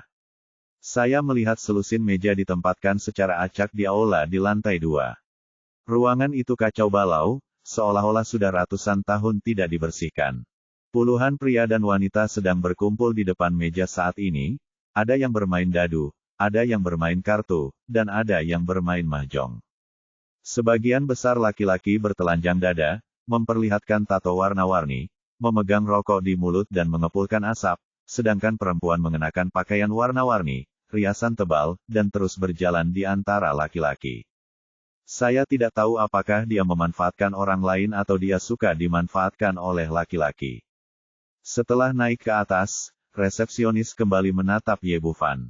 Dia ingin melihat apakah anak laki-laki cantik itu begitu ketakutan hingga kakinya lemah, atau apakah dia telah melarikan diri. Namun dia terkejut saat mengetahui bahwa pemuda yang diutus oleh Fukang Pharmaceutical berdiri di belakangnya dengan ekspresi tenang, tanpa rasa takut. Apakah orang ini benar-benar tidak tahu apa-apa? Atau dia hanya orang bodoh? Resepsionis sangat terkejut dengan reaksi Ye Bufan. Dia menggelengkan kepalanya sedikit dan berteriak kepada seorang pria muda dengan tato kepala harimau di dadanya, "Saudara Hu, seseorang telah datang ke kamar dagang Sihai kami untuk meminta hutang." Mendengar ini, sambil berteriak, aula yang kacau itu segera menjadi sunyi, dan semua orang berhenti dan melihat ke arah pintu. Sudah lama sekali tidak ada orang yang berani pergi ke kamar dagang Sihai untuk meminta pertanggungjawaban. Pria yang dikenal sebagai Brother Tiger menjatuhkan mahjong di tangannya dan perlahan berdiri dari meja, memperlihatkan harimau berwarna-warni di dadanya. Dia mendatangi resepsionis, mengulurkan tangan dan menyeka segenggam minyak pada rok pendek seksinya, dan bertanya, siapa yang berani meminta akun kepada kamar dagang Sihai kita? Di mana dia? Saat dia berbicara, dia secara otomatis mengabaikan Ye di sebelahnya luar biasa, mungkin tanpa sadar aku merasa kalau orang yang berani datang meminta bayaran pasti bukanlah cowok cantik yang ada di hadapanku. Resepsionis bersandar di dada pria itu, berbalik dan menunjuk ke arah Ye Bufan dan berkata, "Saudara Hu, itu dia, dari Fukang Pharmaceuticals." Saudara Hu perlahan menoleh, dengan tatapan mematikan yang menakutkan di matanya, "Kamu di sini mau membayar?" Dia adalah pemimpin utama Kamar Dagang Empat Laut. Dia telah mengalami banyak pertempuran di hari kerja, jadi dia secara alami memiliki aura pembunuh yang kuat. Menurutnya, selama dia memelototinya, bocah cantik itu akan langsung kencing ketakutan. "Ya, ini aku." Tanpa diduga, pemuda di depannya tidak menunjukkan tanda-tanda ketakutan. Tampaknya yang dia hadapi bukanlah kakak macan yang pembunuh itu, melainkan seorang anak TK.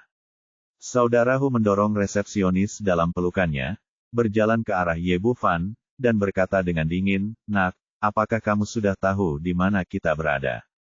Pada saat ini, gangster lain di aula mengeluarkan belati pipa baja, berkumpul kamu Bufan di tengah. Semua orang memandang mereka dengan mata penuh semangat, penuh niat membunuh, dan siap mengambil tindakan jika mereka tidak setuju. Tapi Ye Bufan masih terlihat acuh tak acuh, seolah-olah dia belum pernah melihat semua ini, dan berkata, "Bukankah itu kamar dagang Sihai? Apakah saya pergi ke tempat yang salah?" Saudara Hu berkata, "Karena saya mengetahuinya, itu apakah kamar dagang Sihai? Kamu masih berani datang dan meminta rekening, apakah kamu tidak ingin hidup lagi?" Petik 2. Membayar hutang itu wajar, kenapa kamu tidak berani datang? Pada saudara Hu dengan nada meremehkan, "Apakah itu penting bagi Anda? Hubungi atasan Anda jika tidak. Keluarlah." "Wah, kamu gila sekali." Ekspresi ganas melintas di wajah saudara Hu, dan dia melambaikan tangannya ke belakang dia. "Saudara-saudara, biarkan dia melihat konsekuensi dari tindakan liar kamar dagang Sihai kita." Sudah tidak sabar, dia bergegas maju segera setelah menerima perintah. Pria botak jangkung dan berotot di depan mengayunkan tinjunya sebesar kaserole dan memukul wajah Ye Bufan dengan keras. Menurutnya, pukulannya cukup untuk meremukkan hidung bocah cantik ini dan membuat ribuan bunga persik bermekaran. Tapi begitu tinjunya sampai ke Ye Bufan, dia tiba-tiba ditangkap oleh seseorang. Tiba-tiba rasa sakit yang menusuk datang, dan samar-samar dia mendengar suara retakan tulang dari tinjunya. "Ah!" Rasa sakit yang hebat membuat pria botak itu berteriak. Untuk menyingkirkan telapak tangan lawan, dia mengayunkan tangan kirinya dan memukulnya. Saat ini, Ye Bufan menendang perut bagian bawahnya dengan telapak kakinya. Pria botak itu tiba-tiba merasa seperti ditabrak kereta api, dan tiba-tiba terbang mundur, menjatuhkan gangster itu 3 kali berturut-turut. Melihat pemandangan di depan mereka, semua gangster terkejut. Mereka tidak menyangka bocah lelaki cantik yang lembut ini begitu kuat. Ekspresi saudara Hu berubah, "Pantas saja kamu berani datang ke sini untuk meminta akun sendirian. Ternyata dia adalah seorang praktisi. Saudaraku, mari kita salin bersama-sama. Ayo." Setelah mengatakan itu, dia mengeluarkan pipa baja dari samping dan bergegas menuju Ye Bufan terlebih dahulu. Para gangster lainnya melakukan hal yang sama, melambaikan belati pipa baja di tangan mereka dan menerkamnya dengan gigi dan cakar. Namun hasilnya jelas berbeda dari apa yang dipikirkan orang-orang ini. 2 menit kemudian, puluhan gangster tergeletak di tanah di seluruh aula, dan mereka semua menyeringai dan menangisi ayah dan ibu mereka. Pemimpinnya, saudara Tiger, bahkan lebih menderita lagi. Dia dipukul dengan keras oleh pipa baja di bagian atas kepalanya jelas rusak. Ye Bufan mengabaikan orang-orang ini dan menoleh untuk melihat pelayan di sebelahnya. "Bagaimana? Bisakah Anda membawa saya menemui bos Anda sekarang?" Wanita pelayan itu benar-benar bingung kamar dagang, hasil akhirnya semuanya dilakukan. "Saya belum pernah melihat orang yang begitu kejam. Dia jelas orang yang lembut, tapi kenapa dia begitu kejam?" Untuk sesaat, dia tidak tahu harus berbuat apa. Dia tidak berani membawa orang ini menemui bosnya. Jika tidak, orang-orang di depannya ini akan menjadi takdirnya. Bab 547, Akui Kekalahan. Pada saat ini, seorang pengawal berbaju hitam turun dari lantai atas dan berkata kepada Ye Bufan, "Bos kami memintamu untuk ikut denganku."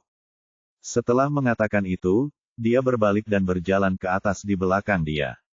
Setelah Ye Bufan pergi, resepsionis bergegas maju dan membantu saudara Hu berdiri. Pria botak itu menyeka darah dari sudut mulutnya dan menghampiri dan berkata, "Saudara Hu, anak ini terlalu kuat." Saudara Hu berkata dengan sengit, apa yang dapat dia lakukan tidak peduli seberapa kuat dia. Mungkinkah dia masih lebih kuat dari bosnya? Kali ini, dia harus digendong saat dia naik, kalau tidak nyawanya bisa hilang di sana. Bos. Yang dia bicarakan adalah Cao Meng, Presiden Kamar Dagang Sihai. Sebagai jenderal nomor 1 yang bertanggung jawab atas gerakan bawah tanah di kota Jiangbei, Cao Meng selalu memiliki reputasi keberanian. Konon, ketika dia pertama kali datang ke kota Jiangbei, dia menggunakan segenggam pisau dapur menebang 2 jalan dan menebang 40 atau 50 gangster. Baru kemudian dia menarik perhatian pemimpinnya, Tuan Wei, dan dia membawa mereka ke bawah. Komandonya beberapa tahun terakhir, seiring dengan berkembangnya ukuran dan status Kamar Dagang Sihai, Cao Meng jarang mengambil tindakan lagi. Namun, menurut beberapa orang dalam, keterampilan Cao Meng tidak menurun, tetapi jauh lebih baik dari. Sebelumnya pria itu mengertakkan gigi dan berkata, "Aku akan menunggu bocah cantik ini dihancurkan oleh bos." Saudara Hu berkata, "Jika Anda berani menimbulkan masalah bagi Kamar Dagang Sihai kami, Anda ditakdirkan untuk tidak berakhir dengan baik." Ye Bufan mengikuti pengawal itu ke lantai 3. Dia sedikit terkejut setelah masuk. Jika dia tidak tahu bahwa ini adalah rumah Kamar Dagang Sihai, dia akan mengira dia berada di sasana tinju. Lampu di sini jauh lebih terang daripada yang di bawah. Semuanya dibangun sesuai dengan model sasana tinju, dengan karpet lembut di tanah dan ring tinju tinggi di tengahnya mengenakan pakaian latihan berwarna kuning tergeletak di atasnya, dengan 2 orang berpakaian di sampingnya. Wanita terbuka itu sedang dipijat. Dan di belakang pria parubaya itu berdiri 7 atau 8 pengawal berjas hitam jelas jauh lebih elit, dan mereka tampak berkuasa. "Bos, saya membawa orang-orang." Pria parubaya itu adalah Cao Meng, Presiden Kamar Dagang Sihai. Cao Meng sedang berbaring di kursi malas, masih menerima pijatan dari wanita cantik itu dengan nyaman, tanpa mengucapkan sepatah kata pun. Pengawal berbaju hitam itu sepertinya tidak asing lagi dengan situasi ini, dan tidak berbicara, berdiri dengan hormat. Di sampingnya, seluruh aula menjadi sangat sunyi untuk beberapa saat, memberikan tekanan dingin kepada orang-orang. Seringai muncul di bibir Ye Bufan. Dia melirik Cao Meng dengan kesadaran spiritualnya. Paling-paling, dia hanyalah seorang prajurit tingkat kuning. Pada level ini, dia tidak bisa melakukan trik apapun. Namun, dia tidak berbicara, tetapi berjalan santai di sekitar ruangan bersamanya tangan di belakang punggungnya, melihat sekeliling pada pengaturan di sini. Setelah beberapa saat, Cao Meng membuka matanya sedikit dan menatap Ye Bufan, yang dengan santai dan puas seolah berjalan-jalan di taman, dengan ekspresi sedikit terkejut di wajahnya. "Wah, apakah kamu dikirim oleh Fukang Pharmaceutical?" Ye Bufan berbalik dan berkata, "Ya, saya di sini untuk meminta akunnya." Petik 2. Ya, anak muda sangat berani. Sudah bertahun-tahun tidak ada orang yang berani meminta pertanggungjawaban di depan saya, Tuan Cao. Setelah Cao Meng selesai berbicara, dia melambaikan tangannya, meminta kedua wanita itu untuk menyingkir, dan berdiri dari kursi malas. Dia memancarkan aura yang kuat. Jika dia adalah orang biasa, auranya pasti akan membawa tekanan yang sangat kuat. Sangat disayangkan kita sedang menghadapi pejuang Dzogchen saat ini ditakdirkan untuk menjadi lelucon. Ye Bufan berkata dengan enteng, "Wajar jika membayar kembali hutang." Cao Meng berkata, "Kamu bisa meminta uang padaku jika kamu mau. Tuan Cao punya aturan. Selama kamu bisa mengalahkanku, kamu bisa menyetujui syarat apapun." Petik 2. Saya mendengar bahwa Anda sangat terampil dan Anda mengalahkan lusinan anak buah saya sendirian. Anda bisa mencoba saya. Saya sudah lama tidak menemukan lawan yang cocok. Petik 2. Ye Bufan memandangnya dan berkata, "Kamu ingin menjadi lawanku, tetapi kamu tidak layak. Nak, mengapa kamu berbicara dengan kakak laki-laki kita?" Beberapa pengawal di dekatnya segera meledak dan berteriak, mengancam akan bergegas maju dan mengambil tindakan. Kedua wanita menawan itu menatapnya dengan rasa kasihan. Mereka tahu betul betapa kejamnya metode Cao Meng, dan mereka sepertinya telah melihat akhir tragis pemuda itu. Cao Meng melambaikan tangannya untuk memberi isyarat kepada anak buahnya agar diam, lalu mencibir, "Kamu terlalu sombong. Ini adalah pertama kalinya dalam beberapa tahun seseorang berani berbicara kepadaku seperti ini. Kuharap kamu memiliki kekuatan untuk menandingi kesombongan ini." Ye Bufan berkata, "Baiklah, karena kamu bersikeras untuk bertarung, maka aku akan memberimu kesempatan. Selama kamu memiliki keberanian untuk menyerangku, aku akan kalah."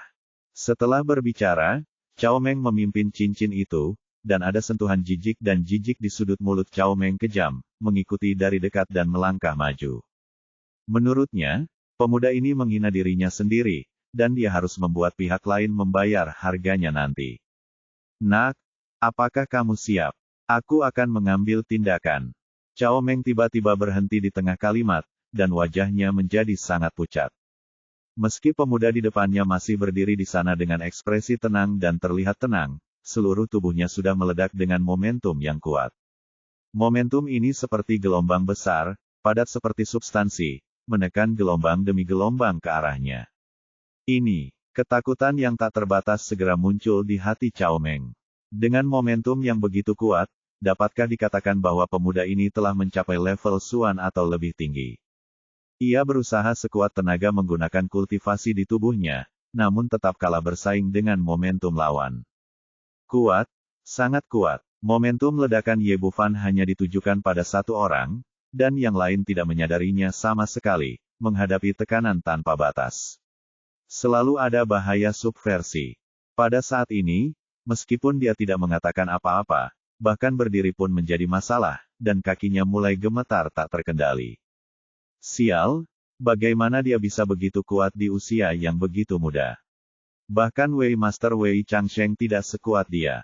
Melihat pria ini masih bertahan, senyuman muncul di bibir Ye Bufan, dan momentumnya tiba-tiba berlipat ganda lagi. Cao Meng, yang berada di ujung kekuatannya, tidak tahan lagi. Pertama dia berlutut di atas ring dengan kaki kanannya, dan kemudian dengan kaki kirinya, dia berlutut tepat di depan Ye Bufan. Saat ini, semua penonton tercengang. Mereka semua adalah orang kepercayaan Cao Meng dan tahu betapa canggihnya bos mereka, betapa kuatnya keterampilannya, dan betapa kejamnya pergelangan tangannya. Awalnya saya mengira pertarungan ini adalah pembantaian, tapi saya tidak menyangka akan seperti yang dikatakan pemuda itu. Bos bahkan tidak memiliki keberanian untuk mengambil tindakan, dan dia masih berlutut di depan orang lain sedang terjadi. Cao Meng mengetahui penderitaannya sendiri. Hanya dia yang bisa merasakan tekanan menghadapi pria kuat. Ye Bufan meliriknya dan berkata, "Bagaimana? Tidak bisakah kita bersaing lagi? Tidak ada lagi kompetisi, aku menyerah." Kata Cao Meng dengan sangat sederhana yang lain. "Jika Anda tetap bersikeras mengambil tindakan tanpa mengetahui apa yang sedang terjadi, Anda hanya akan mempermalukan diri sendiri, dan bahkan mungkin mempertaruhkan nyawa Anda sendiri." Sekarang lawannya telah mengakui kekalahan, Ye Bufan tidak melanjutkan tindakannya, dan mendapatkan kembali momentumnya dengan berpikir. Cao Meng tiba-tiba merasakan tubuhnya mengendur, seolah-olah sebuah gunung telah dipindahkan, lalu dia berdiri dengan kaki gemetar. Bab 548, Bencana Berdarah. Cao Meng merasa takut untuk beberapa saat, tapi untungnya pihak lain tidak mempedulikannya dan tidak mengambil tindakan, jika tidak, dia akan benar-benar dikutuk. Dia berkata dengan hormat, "Tuan, siapa nama Anda?" "Ye Bufan." "Tuan Ye, terima kasih atas belas kasihan Anda." Ye Bufan melambaikan tangannya dan berkata, "Oke, jangan bicara omong kosong, Anda bisa membayar kembalikan sekarang. Apakah kamu punya uangnya? Bayar segera." Cao Meng masih sangat cerdas dan tahu siapa yang harus tersinggung dan siapa yang tidak boleh tersinggung. Ia segera meminta seseorang untuk mengambil teleponnya dan mulai mentransfer uang sesuai nomor rekening yang diberikan oleh Ye Bufan. Setelah beberapa menit, transfer 10 juta selesai. Kemudian dia mengeluarkan buku ceknya, menulis cek sebesar 5 juta dan menyerahkannya.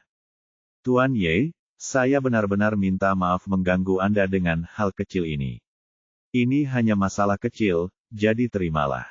Dia sekarang kagum pada pemuda di depannya, dan dia takut akan hal itu orang lain akan merasa tidak puas dan akan mengalahkannya. Kamar dagang 4 laut. Seorang master level ini mungkin tidak dapat menekannya bahkan jika dia mengundang bosnya Wei Changsheng, jadi yang terbaik adalah mencari teman sebanyak mungkin. Oke, kalau begitu aku akan menerimanya. Melihat pihak lain begitu sopan, Ye Bufan tidak sopan dan langsung memasukkan cek itu ke sakunya. Pada saat yang sama, saya juga memiliki perasaan yang baik di hati saya. Orang lain mampu membungkuk dan meregangkan tubuh, dan dia dapat dianggap sebagai pribadi. Tapi saat ini, dia tiba-tiba menghela nafas. Dalam sekejap, awan energi hitam tiba-tiba muncul di atas kepala Cao Meng, dan lampu merah muncul di istana Niwan di dahinya. Karena Anda telah menerima 5 juta dari orang lain, mari beri dia beberapa manfaat. Ini adalah takdir bagi orang ini untuk bertemu dengannya saat ini. Ye Bufan berkata, Presiden Cao, nasibmu tidak baik akhir-akhir ini, dan telah terjadi bencana berdarah. Ayo lakukan ini. Kamu bisa memegang jimat ini. Jimat ini bisa menyelamatkan hidupmu di saat kritis. Mengeluarkan satu dari sakunya dan menyempurnakannya sendiri. Orang seperti Cao Meng yang menjilat darah dengan ujung pisau tidak pernah percaya pada mistisisme Feng Shui, apalagi bencana berdarah yang dikatakan pihak lain. Namun karena identitas pihak lain, dia tetap menerimanya. Terima kasih, Tuan Ye. Tentu saja, Ye Bufan melihat ketidakpercayaan di matanya, tapi dia tidak banyak bicara menyalahkan orang lain. Sekarang setelah uangnya ada di tangan, dia tidak perlu tinggal di sini lebih lama lagi dan dia berbalik dan keluar dari kamar dagang Sihai. Saudara Hu, seorang pria botak, dan yang lainnya sedang menunggu di bawah, mengharapkan Ye Bufan untuk membalas dendam setelah diseret keluar, tetapi dia tidak menyangka bahwa dia akan keluar dengan utuh, dengan bosnya mengikuti di belakangnya dengan ekspresi menyanjung di wajahnya. Tuan Ye, pergilah perlahan. Jika Anda punya waktu, Anda dipersilakan datang ke tempat saya sebagai tamu. Cao Meng menyuruh Ye Bufan pergi dengan sangat sopan, berbalik dan berjalan kembali. Setelah kembali ke kantor, dia mengambil jimat perdamaian dan membuangnya ke tempat sampah di sebelahnya.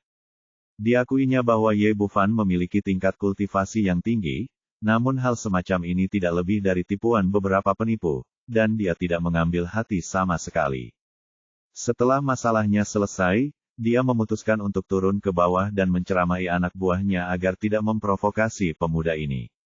Namun ketika dia hendak turun, dia baru saja mengambil beberapa langkah ketika kakinya tiba-tiba terpeleset karena suatu alasan dan dia terguling menuruni tangga, meninggalkan lubang berdarah di kepalanya di tangga. Biasanya, dia berada di masa jayanya dan seorang pejuang, jadi dia seharusnya tidak melakukan kesalahan seperti itu, tapi itu terjadi begitu saja. Bos, kamu baik-baik saja. Beberapa pria di sekitarnya segera melangkah maju untuk membantunya berdiri dan duduk di kursi di aula. Tidak apa-apa, jangan gugup, ini hanya kecelakaan kecil. Meskipun dia terluka ringan, Cao Meng tidak menganggapnya serius. Orang-orang seperti dia, yang menjilat darah dengan sebilah pisau, telah terluka berkali-kali dalam hidup mereka. Hanya saja alasan cederanya mengejutkannya. Setelah memikirkannya, dia akhirnya menghubungkannya dengan rasa takut oleh Ye Bufan. Bagaimanapun, momentumnya sekarang terlalu kuat, dan dia mungkin belum pulih sepenuhnya. Segera, luka di kepalanya dibalut, tapi sebelum Cao Meng dapat berbicara, lampu gantung di atas kepalanya tiba-tiba jatuh. Kali ini, sangat tiba-tiba sehingga tidak ada yang punya waktu untuk bereaksi. Kepala Cao Meng yang baru dibalut dihantam lagi dan dia jatuh ke tanah dengan bunyi celepuk. Dan kali ini lukanya lebih parah dari sebelumnya, dengan 2 atau 3 luka berdarah panjang di bagian atas kepalanya.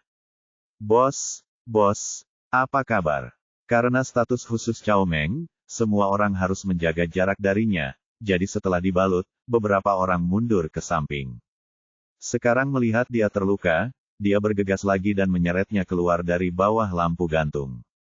Cedera kali ini sangat serius, dan resepsionis berteriak, "Tidak, ayo bawa bos ke rumah sakit." Pria botak, yang tinggi dan kuat, mengambil Cao Meng dan berlari keluar, Tapi begitu dia keluar gedung, tiba-tiba begitu kaki mereka kosong, penutup saluran pembuangan yang semula bagus tiba-tiba terbalik, dan kedua orang itu terjatuh dengan bunyi celepuk. Ah! Cao Meng kembali terlempar dengan kuat. Untungnya, pintu masuk ke sumur selokan relatif sempit, sehingga kedua orang itu terjebak di sana dan tidak terjatuh. Orang-orang dari kamar dagang Sihai bergegas dan segera menarik keluar Cao Meng dan kepala botak. Kalau sekali kecelakaan, 2 kali bisa dibenarkan, tapi 3 kali berturut-turut tidak normal. Cao Meng tiba-tiba panik. Memikirkan bencana berdarah yang dikatakan Ye Bufan, dia langsung berteriak ngeri, "Jimat perdamaian, cepat ambil jimat perdamaianku." Dengan bantuan bawahannya, dia bergegas kembali ke kantornya bisa dan mengeluarkan jimatnya. Tidak apa-apa, tidak apa-apa, tidak ada hal serius yang terjadi. Dia menghela nafas lega, memasukkan jimat itu ke dalam sakunya, dan dilarikan ke rumah sakit lagi. Di kantor Presiden Fukang Pharmaceutical, Wang Ziyan dan Jiang Meizu sekali lagi melihat nomor rekening di layar komputer dengan bingung. Beberapa menit yang lalu, pemberitahuan datang dari ponsel bahwa 10 juta lagi telah ditambahkan ke akun. Mereka secara alami memahami apa yang diwakili oleh 10 juta orang, yang berarti Ye Bufan berhasil pergi ke kamar dagang Sihai untuk melunasi utangnya. Setelah hening lama, Wang Ziyan menjilat bibirnya yang kering dan berkata, "Meizu, menurutmu bagaimana dia melakukannya?" Aku tidak tahu." Wajah Jiang Meizu kehilangan ketidakpedulian sebelumnya, tergagap dan tidak tahu harus berkata apa. Fakta membuktikan bahwa dia tidak sedang menyombongkan diri sekarang, dan dia memang memiliki kemampuan ini. Setelah bertahun-tahun terlilit hutang yang tidak dapat dilunasi, dia baru saja mengambil tindakan dan mendapatkan kembali 40 juta. Yang penting ini adalah kamar dagang Sihai yang dijauhkan dari orang asing. Dia masih ingat dengan jelas betapa parahnya pemukulan ketiga penagih utang di masa lalu, dan dia tidak tahu bagaimana Ye Bufan berhasil. Wang Ziyan berkata, "Yang terakhir tersisa. Apakah menurut Anda dia masih bisa berhasil?" Tidak mungkin. Jiang Meizu mengatakan ini, tapi dia kehilangan kepastian dan kepercayaan dirinya sebelumnya. Wang Ziyan berkata, "Saya kira begitu. Ini bukan perusahaan biasa, tetapi milik wanita tertua. Dari keluarga Wang." Tentu saja keluarga Wang yang dia bicarakan bukanlah keluarga Wang yang terpuruk, tetapi keluarga Wang, kepala dari 4 keluarga besar di kota Jiangbei. Jiang Meizu tampak sedikit lebih yakin ketika mendengar kata, keluarga Wang. "Saya kira begitu. Bagaimanapun, keluarga Wang bukanlah organisasi kotor seperti Su Chun Feng, juga bukan organisasi bawah tanah seperti kamar dagang Sihai. Mereka benar-benar salah satu dari 4 keluarga bangsawan besar." Bab 549, tunangan meminta hutang pada pacarnya. Saat ini, baik Wang Ziyan maupun Jiang Meizu memiliki mentalitas yang sangat kontradiktif di dalam hati mereka. Di satu sisi, ia berharap bisa melunasi utangnya dan meringankan kendala keuangan perusahaan, namun di sisi lain, ia tak ingin melihat Ye Bufan sukses. Terutama Wang Ziyan, dia mengirimkan tugas ini sebelumnya dan memberitahu orang-orang kapan harus menyelesaikannya dan kapan harus kembali bekerja. Tapi dalam waktu kurang dari setengah hari, mereka sudah meminta 2 dana kembali. Kalau begini terus, saya khawatir semua utangnya akan tertagih hari ini. Setelah Ye Bufan meninggalkan kamar dagang Sihai, dia mengeluarkan IOU terakhir dari sakunya. Ketika dia melihat debitur, senyuman lucu muncul di bibirnya. Sima Wei memberitahunya tadi malam bahwa perusahaan kosmetik kecantikan Shengxi didirikan oleh Wang Xuening. Dia tidak pernah menyangka bahwa putri tertua keluarga Wang masih berhutang uang kepada orang lain. Dia sekarang adalah tunangan Wang Ziyan dan pacar Wang Xuening. Sekarang dia ingin pergi ke Wang Xuening atas nama Wang Ziyan untuk meminta uang. Bukankah ini tunangan yang meminta uang kepada pacarnya? Namun, keraguan muncul di hatinya. Meskipun dia baru bersama Wang Xuening selama 2 hari, dia tahu bahwa wanita ini memiliki kepribadian yang lugas dan tidak terlihat seperti seseorang yang tidak mau membayar utangnya. Dia membaca uraian di bawah ini secara detail. Ternyata bisnis utama perusahaan kecantikan itu adalah kosmetik. Produksi banyak kosmetik tidak terlepas dari obat-obatan Cina dan Barat. Dia mengambil 20 juta yuan obat-obatan dari Fukang Pharmaceuticals. Pada awalnya, karena semua orang tahu bahwa Wang Xuening adalah wanita tertua dari keluarga Wang, kredibilitasnya tidak diragukan lagi. Namun Shengxi Beauty Co., Ltd., selalu hanya mengambil barangnya tanpa membayar, pada akhirnya akumulasinya mencapai 20 juta. Fukang Pharmaceutical akhirnya tidak tahan lagi dan berhenti memasok ke Shengxi Beauty Co., Ltd. Namun barang sudah tidak tersedia dan pembayaran tetap tidak dapat dikembalikan. Keluarga Wang adalah kepala dari 4 keluarga bangsawan, dan Wang Xuening mendapat dukungan dari keluarga Wang. Mereka tidak berani secara terbuka meminta hutang dari orang-orang seperti itu, apalagi menuntut mereka di pengadilan. Seorang janda hitam sudah terlalu berlebihan bagi Fukang Pharmaceuticals. Jika keluarga Wang yang lain marah, gedung itu bisa runtuh dalam sekejap. Wang Defu dan Wang Zian membahas masalah ini berkali-kali, dan akhirnya memilih untuk menyerahkan pembayaran dan langsung mentransfernya ke rekening mati. Ye Bufan menyimpan IOU tersebut. Dia masih tidak tahu bagaimana situasi spesifiknya. Dia naik taksi langsung ke perusahaan kecantikan Shengxi. Setelah turun dari mobil, dia datang ke meja depan perusahaan. Seorang wanita pelayan cantik berkata, "Bab ini belum selesai, silakan balik halamannya." "Tuan, selamat datang di kami perusahaan kecantikan Shengxi. Apakah Anda memerlukan bantuan?" Ye Bufan berkata, "Saya akan mencari Li Xiuying, manajer departemen penjualan." Meskipun IOU ditandatangani oleh perusahaan kecantikan Shengxi, tanda tangan peminjam adalah Li Xiuying, the manajer penjualan perusahaan ini. "Apakah Anda punya janji?" "Tidak, katakan saja padanya bahwa saya adalah penjual dari Fukang Pharmaceutical. Mohon tunggu sebentar, saya akan menelepon manajer Li sekarang." Nomor telepon kantor di meja depan telah dihubungi, dan dia segera meletakkan teleponnya dan berkata, "Tuan, manajer Li sedang menunggu Anda di ruang tamu di lantai 2. Ye Bufan datang ke lantai 2, menemukan resepsionis kamar, membuka pintu dan masuk. Meskipun merupakan ruang resepsi biasa, namun dekorasinya sangat elegan, yang menunjukkan cita rasa perusahaan kecantikan Shengxi. Saat ini, duduk di sofa di tengah, adalah seorang wanita muda berusia 30-an, berpakaian sangat modis. Melihat Ye Bufan masuk, dia masih duduk tak bergerak di sofa dan bertanya dengan wajah cemberut, "Apakah Anda dari Fukang Pharmaceutical?" Ye Bufan menemukan sofa dan duduk sendiri, dan berkata, "Ya, saya Fukang Pharmaceutical." Ye Bufan, seorang penjual dari Kang Pharmaceutical.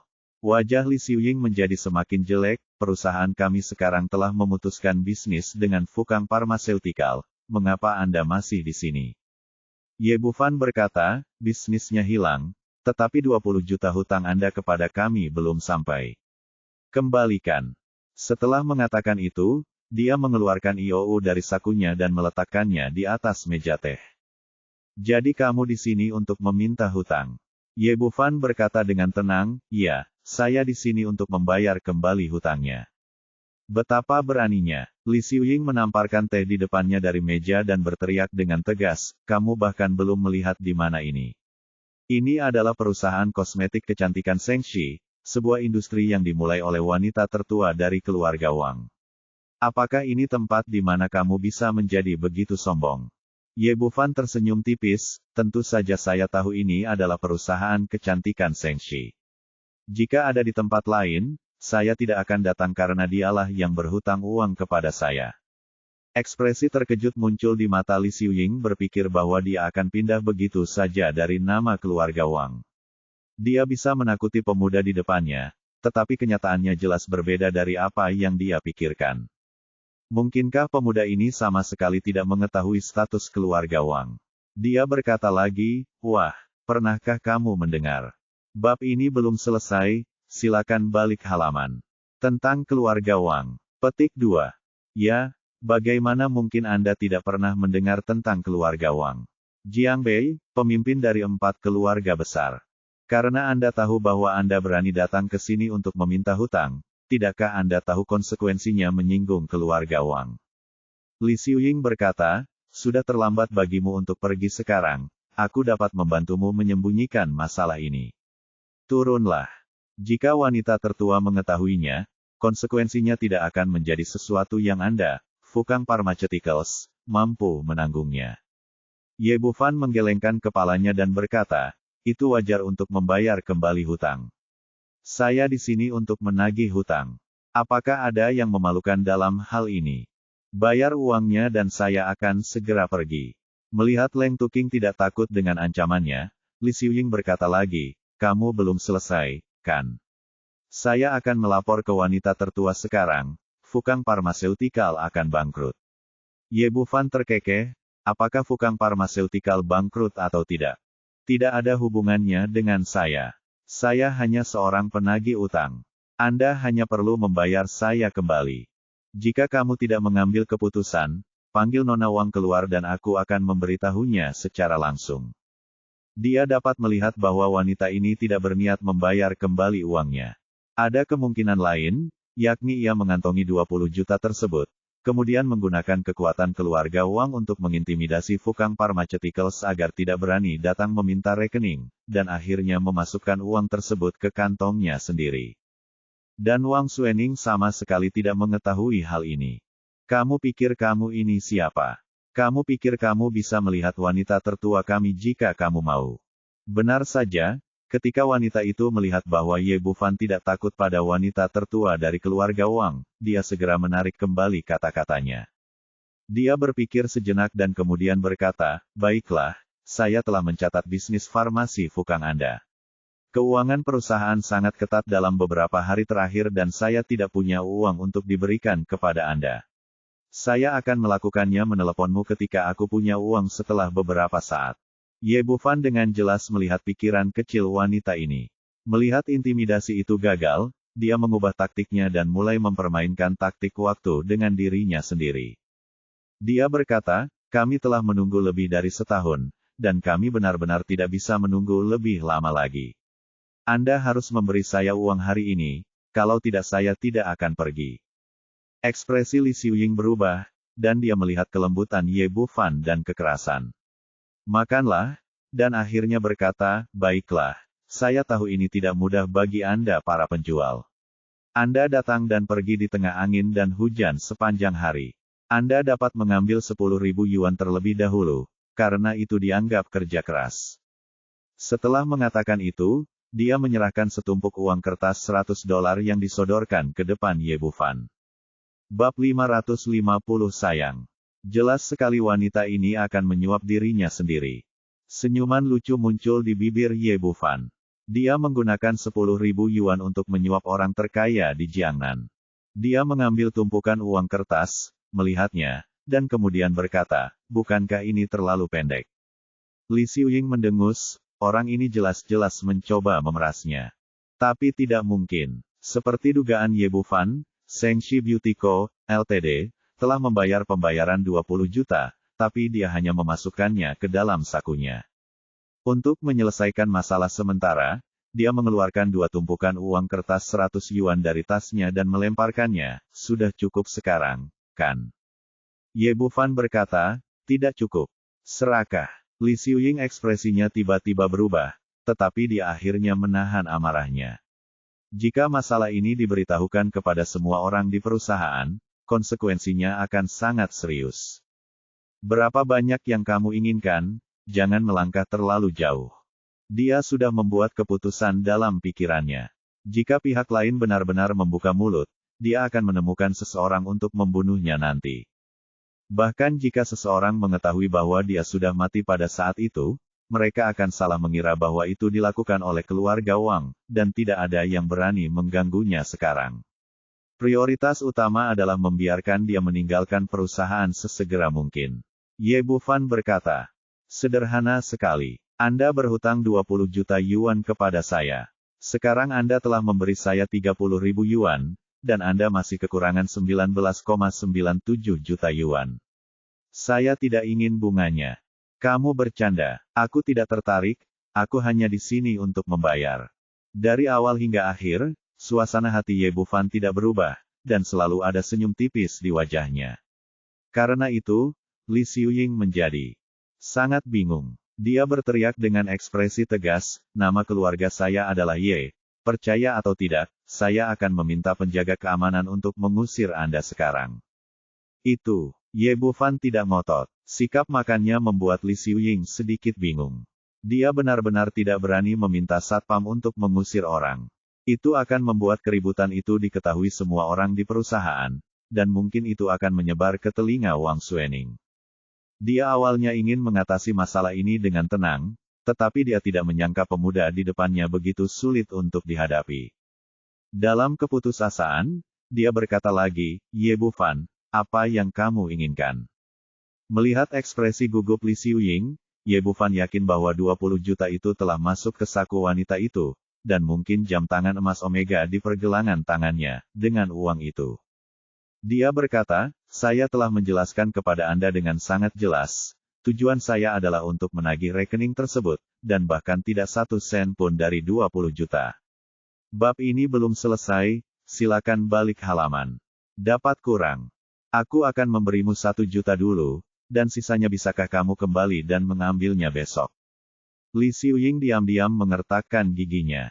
Begitu orang ini meninggalkan perusahaan, dia akan segera mencari seseorang untuk melakukannya, dan dia tidak akan pernah membiarkan dia datang untuk meminta pembayaran lagi.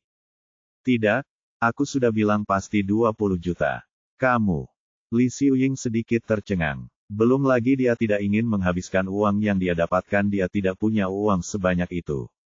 Dia sudah menghabiskan kurang dari 1.000 yuan. Ye Bufan, tolong jangan melangkah terlalu jauh. Percaya atau tidak, aku akan menelepon wanita tertua sekarang dan membuat farmasi Fukangmu bangkrut. Lagi, dan setelah berbicara, dia mengeluarkan ponselnya dan membuat dia tampak seperti hendak menelepon. Oke, cepat bertarung, jangan biarkan aku berbicara omong kosong padamu. Ye Bufan tidak peduli, bersandar di sofa dan menyilangkan kaki. Bagaimanapun, Wang Suening juga merupakan pacarnya saat ini. Karena ada bug di perusahaannya, dia harus membantu menyingkirkan kambing hitam ini. Jika tidak, dia mungkin tidak tahu masalah apa yang akan terjadi di masa depan. Kamu, Li Xiuying memegang telepon di tangannya. Entah menelepon atau tidak, dia membeku di sana sejenak. Ada apa? Apa kamu tidak berani melawan? Kalau begitu aku akan bertarung untukmu. Setelah berbicara, dia mengeluarkan ponselnya dan menghubungi nomor Wang Suening. Li Xiuying memandang dengan bingung, apa yang akan dilakukan orang ini? Mungkinkah Anda mengenal pimpinan perusahaan Anda? Bagaimana ini bisa terjadi? Dia hanyalah seorang penjual kecil, bagaimana mungkin dia bisa mengenal wanita tertua dari keluarga Wang? Wang Suening sedang duduk di kantor presiden mengoreksi dokumen ketika tiba-tiba telepon di sebelahnya berdering. Dia melirik ide penelepon dan melihat bahwa itu adalah Ye Bufan yang menelepon, dan dia merasa sedikit bingung. Keduanya baru saja berpisah beberapa jam, kenapa mereka begitu cepat saling menelepon? Mungkinkah orang ini menyesalinya lagi? Dia menekan tombol jawab dan bertanya dengan cemas, ada apa? Apakah kamu ada hubungannya denganku? Tidak bisakah aku meneleponmu jika kamu tidak ada urusan?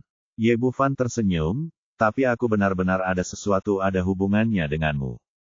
Aku bersamamu. Ruang resepsi di lantai 2 perusahaan, kemarilah sekarang. Setelah dia selesai berbicara, dia tidak banyak menjelaskan dan menutup telepon. Li Xiuying tercengang. Dia menelepon Wang Suening dan memintanya untuk segera datang. Apa hubungan antara pria ini dan wanita tertua? Dengan otaknya yang berputar cepat, dia akhirnya memberikan hasil pada dirinya sendiri bahwa pria ini. Bab ini belum selesai, silakan balik halamannya. Sama sekali tidak mengenal wanita tertua, dan alasan mengapa dia berpura-pura melakukan panggilan ini adalah untuk memberikan dirinya pukulan keras. Dia berkata, "Nak, berhentilah berpura-pura padaku. Bagaimana wanita tertua kita bisa mengenal bocah nakal sepertimu?" Ye Bufan tersenyum dan berkata, apakah kamu berpura-pura atau tidak, kamu akan tahu nanti. Tidak punya waktu untuk membuang-buang waktu bersamamu, katakan saja padaku, berapa yang kamu inginkan. Begitu dia selesai berbicara, terdengar suara sepatu hak tinggi berbunyi klik di luar pintu. Suara itu sangat mendesak, dan itu jelas bahwa dia berjalan sangat cepat. Segera setelah itu, pintu terbuka, dan Wang Suening membuka pintu dan masuk. Jenderal, Presiden. Li Xiuying tercengang. Dia tidak menyangka presiden akan benar-benar muncul di ruang resepsi, dan dia sangat gugup untuk sesaat. Wang Xuening bingung saat menerima telepon Ye Bufan. Dia tidak tahu bagaimana pria ini bisa sampai di perusahaannya, jadi dia bergegas. Dia mengabaikan Li Xiuying dan berkata kepada Ye Bufan, "Sayangku, mengapa kamu datang ke perusahaanku?" Dia menemukan pacarnya hanya untuk bertindak sebagai tameng. Tentu saja, itu bukan masalah rahasia siapa yang mengetahuinya. Akan lebih baik jika sampai ke telinga Chang Sun Seng. Tapi ketika kata, "sayang," terdengar di telinga Li Xiuying, itu seperti guntur. Mungkinkah pemuda di depannya itu sebenarnya adalah pacar ketua? Memikirkan apa yang telah dia lakukan, dia hampir ingin mati. Dia awalnya ingin menjadi tidak terlihat, tetapi dia mengenai moncong senjatanya. Dia membenci Ye Bufan sekarang.